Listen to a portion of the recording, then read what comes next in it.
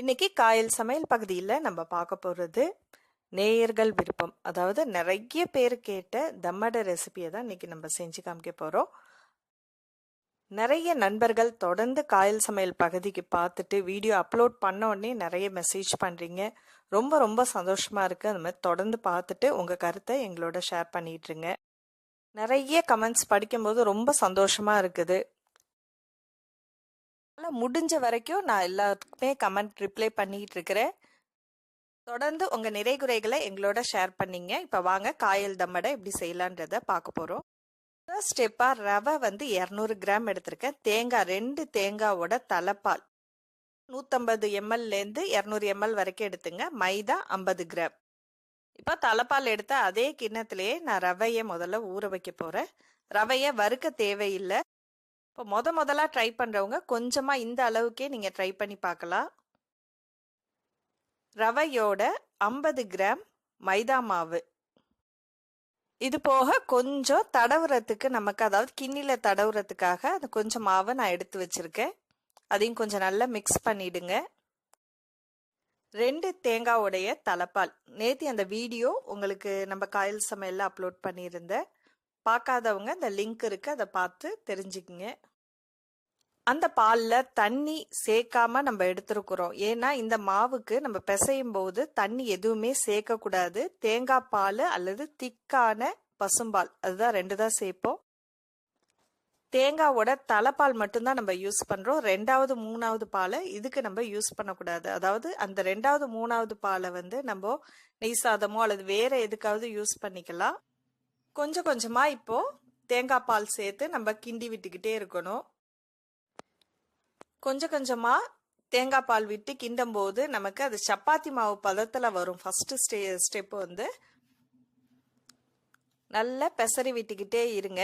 அது சப்பாத்தி மாவு பதத்தில் வர்ற மாதிரி நல்லா பிசைஞ்சு விடுங்க. ரவை அந்த தேங்காய் பாலில் நல்லா ஊறணும்.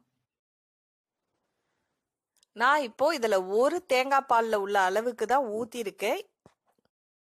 அதனால கொஞ்சம் ட்ரையாக இருக்கிற மாதிரி இருக்குது.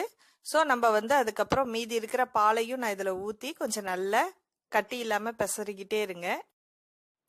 கரண்டி வச்சு பிசைறதை விட நம்ம கையால் பிசையும் போது கரெக்டான பதம் தெரியும் உங்களுக்கு. இப்போ பாருங்க, இந்த மாவோட பதம் நமக்கு கொலக்கட்டை பிடிப்போம் பாருங்களா, அந்த மாதிரி உள்ள ஸ்டேஜில் இருக்கணும். அதாவது ரொம்ப கொலன்னு இருக்கக்கூடாது, நார்மல் அந்த மாதிரி இருந்தால் போதும். இப்போ எனக்கு இன்னும் கொஞ்சம் பால் தேவைப்படுது.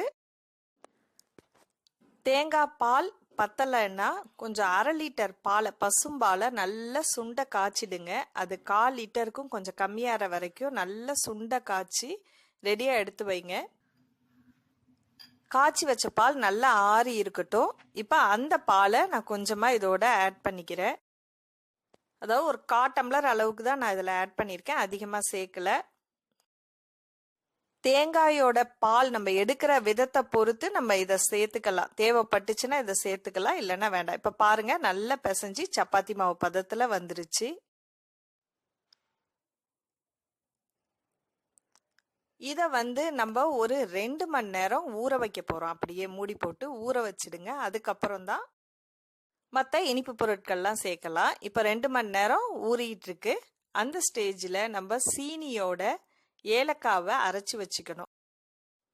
சீனியை அப்படியே சேர்க்காம 250 கிராம் சீனியை அதோட 7-8 ஏலக்காய் வாசனைக்கு நீங்கள் அதை சேர்த்துட்டு அதை மிக்சியில் நான் இப்போ அரைச்சி எடுத்து வச்சுருக்கேன். இப்போ இதை நம்ம ஊற வச்ச ரவையில் இப்போ 2 மணி நேரம் ஆயிடுச்சு பாருங்க, நல்லாவே தெரியுது. நல்லா சாஃப்ட் ஆயிருக்கு, ரவையும் நல்லா ஊறிடுச்சு. இப்போ இதில் நம்ம அரைச்சி வச்ச சீனியை நம்ம சேர்க்க போகிறோம். ரவை ஊற வைக்கும் போதே இந்த சீனியை நம்ம சேர்த்துருந்தோம்னா ரவை அப்படியே முழுசாதான் இருக்கும், ஊறி போகாது. அதனால 2 மணி நேரம் கழிச்சு இந்த சீனியை நம்ம சேர்க்கவே நம்ம ரவை இலகிக்கிட்டே இருக்கு. நான் தண்ணி எதுவுமே சேர்க்கல. இந்த சீனியோடதுலயே அது நல்லா உருகிட்டு இருக்கு. இதையும் அப்படியே ஒரு 2 மணி நேரம் ஊற வச்சிருங்க. இப்போ 2 மணி நேரம் ஊறிடுச்சு. 3வது ஸ்டெப்பா நம்ம இதில் நெய்யை ஆட் பண்ண போகிறோம். ஒரு முட்டை சேர்த்துக்கலாம். இப்போ பாருங்க, மாவோட பதமும் நல்லா இலகி போய் இருக்குது. இதோட முட்டையும் சேர்த்து கொஞ்சம் நல்லா மிக்ஸ் பண்ணிடுங்க.